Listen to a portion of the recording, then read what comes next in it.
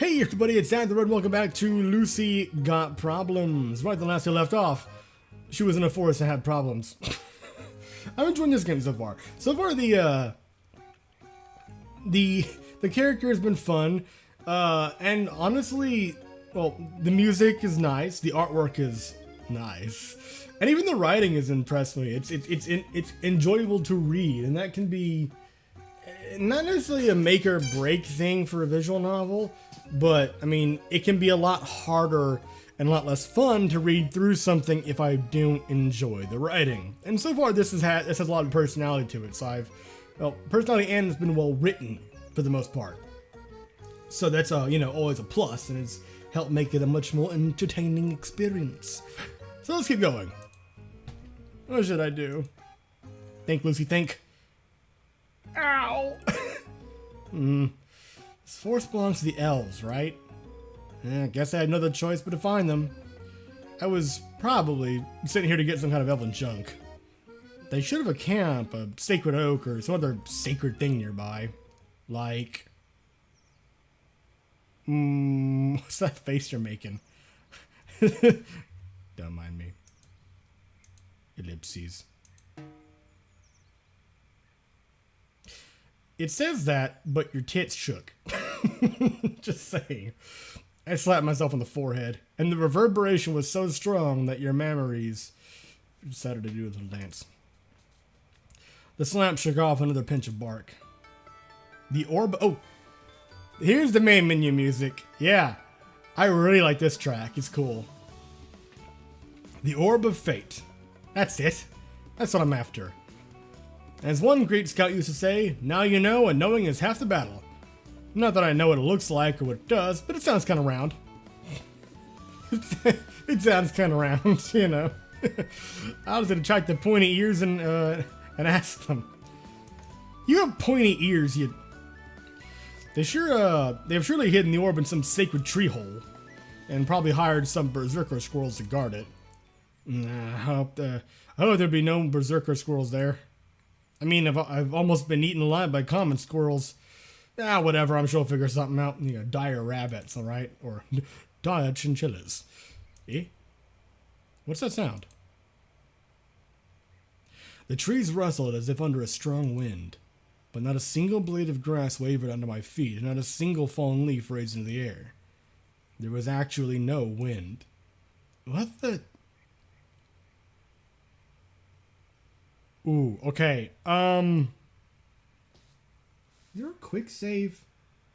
It doesn't. Fuck, whatever. Knowing there's dead ends, I want to be able to make sure I have shortcuts back to certain places, rather than having to backtrack a ridiculous amount, but, fuck it. I'm not too far away from my previous save point anyway. I'm gonna risk it and stay put. Now, let's just see. It might not be an immediate threat, but if it is, hey.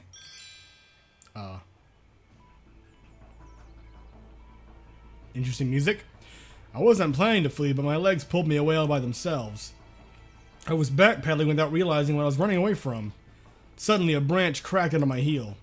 With a shudder, I looked back for no apparent reason. That's when I saw them. Tiny, bloodthirsty specks of light appeared in the shadows. 2, 4, 10, 30? They appeared faster than I managed to count. This can't be true. Are those... It's the squirrels! Squirrels! At that point, I had only one option. Run! I dashed back, not looking where I stepped. The forest turned into a blurred whirlpool of colorful stains. Bullets were whizzing above my head. Wait, what? Do squirrels have firearms? I think I'd even more trained it. Well, I'd be way to guess what they're using their fat ass tail, fluffy tails to catapult acorns at you or something. I stole a moment to glance behind me and oh look, acorns. Those were acorns, not bullets. They were still aimed at me, and they're pointy. I had only a moment to decide. Run evasively or seek cover. Let's run evasively. Otherwise, we might be stuck in one spot. Damn squirrels. I pivoted to the side. An unpleasant sound crackled to the right of me. I turned quickly enough to notice how shattered wood sprayed in every direction. An acorn hit the tree and pierced right through it? The heaven is this? You're totally nuts! Now it occurred to me. My life was on the line. I upped my speed, and rightly so. Another stream of acorns zapped past my ear. A tiny victory for me, but it was not enough. I won't be able to keep running around this forest forever. I was literally dying for a new plan, and fast. I should equip a flamethrower. Devil bush! Fuck. After me, the bush grew wild and tangled. Maybe the squirrels will keep the pursuit, but they won't be able to aim in the bushes. Kinda make their lives hard. Hey, get off me! I only hesitated for a second, and an acorn dug into the ground right next to my foot. That's why I didn't stop till I got to the bushes. Only when the green wall closed behind my back, I dared to turn around. Surprisingly enough, the squirrels didn't follow me. Maybe they couldn't muster the courage to get this close to the ground. Or is there something in the thicket? Yeah! How's that, you morons? Boing, boing. Now I only had to walk right through the bushes to reach safety. Okay. I boldly stepped into overgrown depths of an unknown bush. It turned out dense and even spiky in some places, but that couldn't stop me. I defiantly pushed on, dodging vicious branches and sharp twigs most of the time. Thank you for that. Ouch. An expressive crack of fabric meant that my costume just got redesigned. Well, I always thought I didn't expose enough skin. I moved further and further, but bushes didn't end. They seemed ever even denser. Looking back, I realized I didn't leave a path behind. No broken twigs, no crumpled leaves. Even the pieces of my clothes were nowhere to be found, although my suit looked notably damaged. Oh. Is this some kind of special forest magic? A maze of endless bushes luring travelers that are doomed to entertain the cruel gods of nature?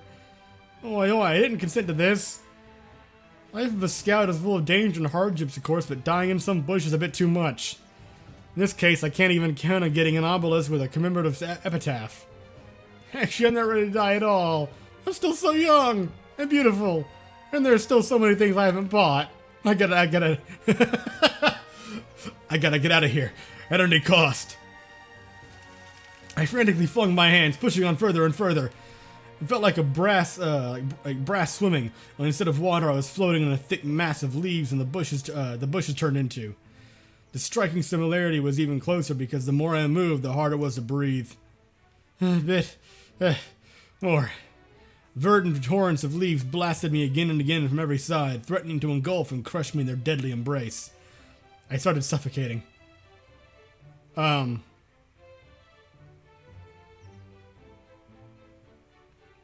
I'll pop a quick save here. And try and push on. I mean, we're already in here, so turning back would just mean going back to the same bullshit she's already been through. The green mass was pressing me from all sides. I felt like a ripe fruit in the hands of a street merchant. Press a tad harder and juice would spray out. Really? That's the image you're going for here? Okay. I gotta move on.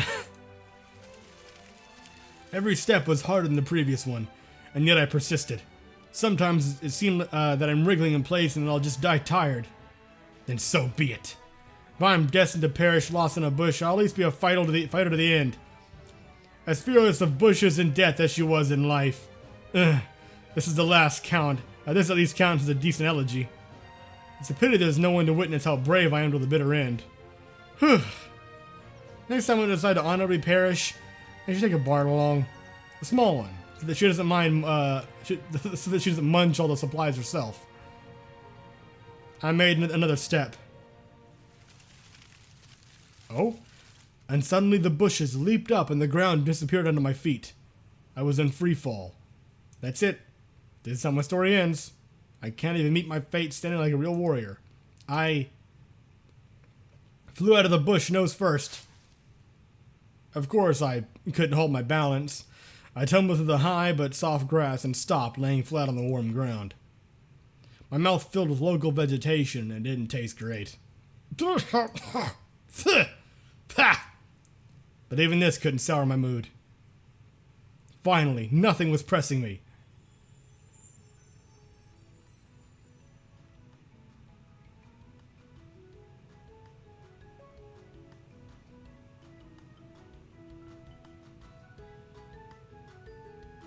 None of the fuck? Sun was gently heating my back, spreading warmth over my whole body in pleasant waves. Is this a reward for all the hardships? I clasped my hands in front of me, put my cheek upon them, and blissfully stretched several times without even opening my eyes.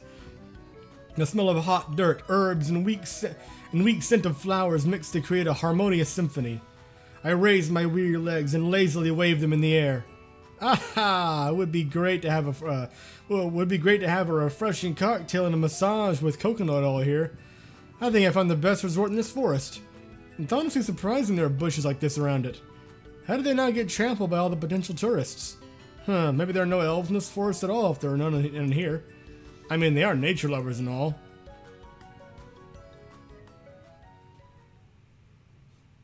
Oh look, you're all still torn up. Huh. Huh.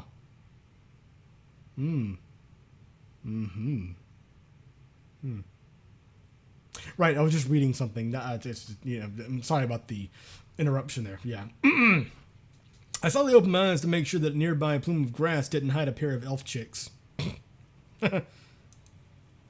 Wow.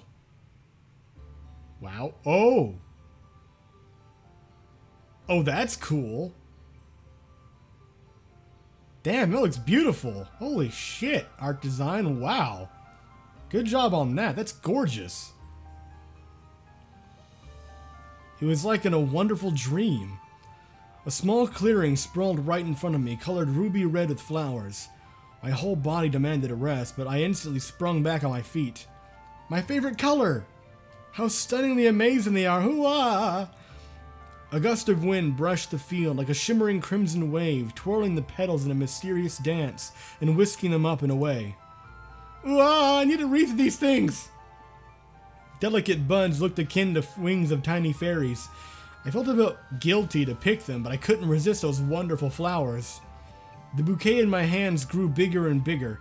I already picked a whole bunch, and the clearing still looked as if not a single flower was lost. Instead of a simple wreath, I can get a whole crown. What an aroma they have. I dug my face into the bouquet and took a deep, heartfelt breath. That smell filled me with surprising tranquility. Maybe this wonderful scent is what makes this place so special. Pity I'm so tired. Such a long and hard day. So hard, exhausting, tedious. I wearily rubbed my eyes, but fighting the sleepiness got harder and harder. I barely kept standing upright. Why'd I even bother standing? All that soft grass around me was eagerly waiting for someone to plop in. It would be fine if I just sleep a bit, right? Maybe just tad. Thunk. Oh. Red rain pouring down all over me. Sorry, that was, I didn't mean to subject you to that. Red petals poured into the sky, and the sky itself slowly became red. Could it even be like that? Standing at the water's edge in my dream. Couldn't make a single sound as you scream. The grass, the clouds, the leaves, the flowers in my hands got blurry, caught in a wonderful dance with the petals in the wind like crimson wings of the fairies. Nice piano, too. I wanted to dance to them too, but fatigue overwhelmed me. The field shuddered as if alive, and flashed red for the last time.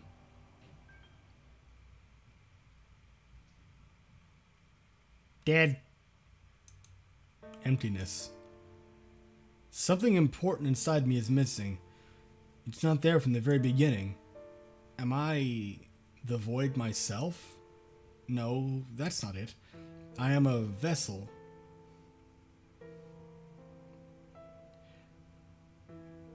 This is trippy. I like it, but it's trippy. My body is adrift in the void that's black and viscous like a thick shadow. If I stay in this place for too long, the void will consume me. Now the void is changing. I feel delicate strokes of the unseen, silent waves. Gradually, I notice that the darkness is colored by pale stains of red. Ooh. The stains multiply, merge together, become more saturated. Now they are throbbing, living, like a poppy field. Of fucking course. Are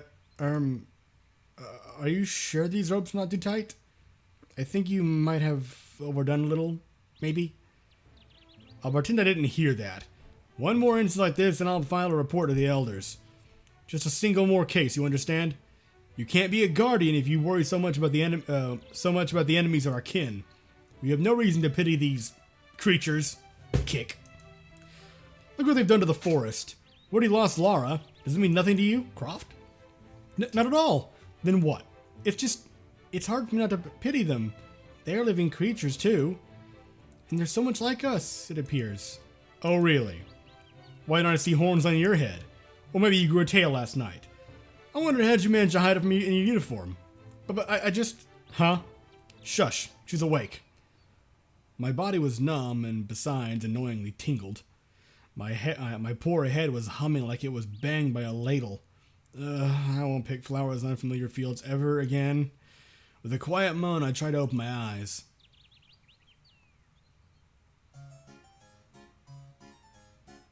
The world has become upside down. I like you. You're cute. I mean, I really like you. Ahem. I almost succeeded and almost immediately regretted it. The sunlight was too...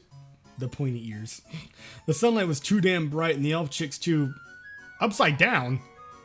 And besides, I was thoroughly tied up. What's going on? This isn't my kink. Wait a second. I can open my eyes? Like, both eyes? What did you do with my snack, you leaf-eared trash?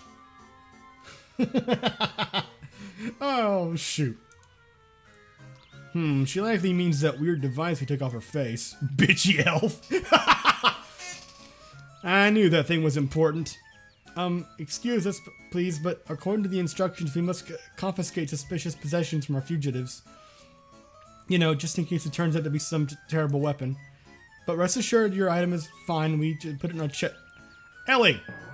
Ouch. The other elf girl, that apparently had a higher rank, forcefully elbowed her partner. I mean, wanted to say, you don't deserve an answer, heinous scammer. Oi, oi, oi, that's rude, you know. Scammer. It depends on the perspective. For now, it's you who have snatched something I own, while I didn't do nothing bad to you, by the way. Or, did I? I searched my memory looking for my past sins. Could those poppies be involved?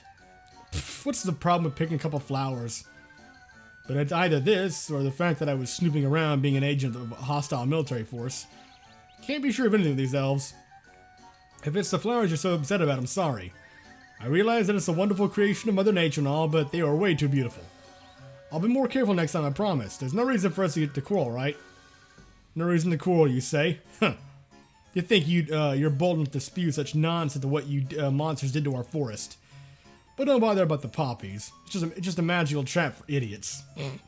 And as you can see, it works flawlessly. Of course, we should have guessed. It was too damn strange to find such a beautiful field in such an awful forest. So, what have we done again? It's my first time ever in this forest. You're probably confusing me with some other evil forces. Oh, shut up. I don't want to hear your lying tongue wobbling in vain. It's us who asks the questions. Taya, maybe you're too strict with her. I mean, what I wanted to say is, you can't judge someone just because they look like a villain, can you? What if she really didn't? Ellie! Boing. Taya? Ellie? Are you gals really elves? I thought you used to have, like, really long names. Of course we're real. Something else is. Don't you see the ears? A good elf is judged by the ears. And the short names are just monikers. Taya is actually Teanithiel, and I, and you will go and gather kindling while I'm interrogating the prisoner.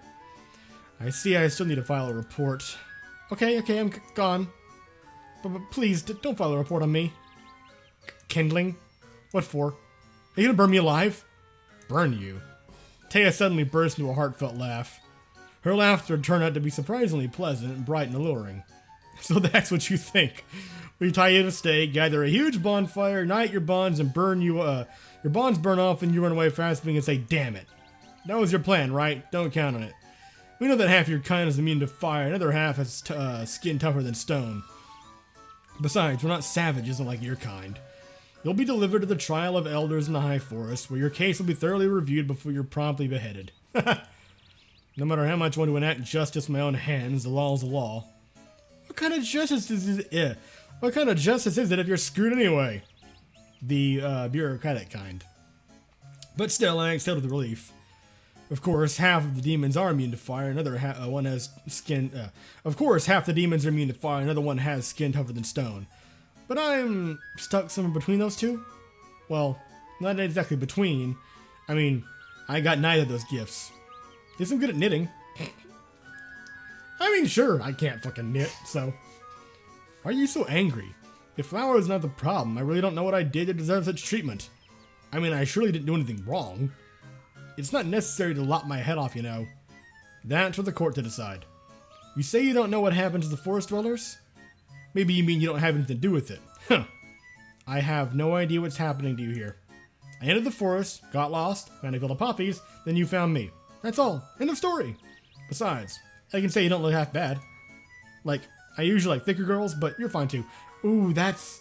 If not for your bloodlust, I'd say you're alright. Maybe I could even call you on a date. What? Stop bullshitting me. Whatever you please, but you asked for this yourself. Maybe you should drink some time infusion? I've got an acquaintance that... Time to get through with this farce.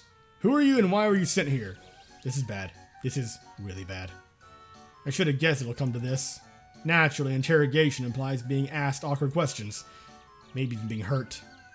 I probably should have thought about that, what to say beforehand. What should I do? On that note, I'm going to end the episode here. Thank you very much for watching. I hope you enjoyed, and I will see you next time.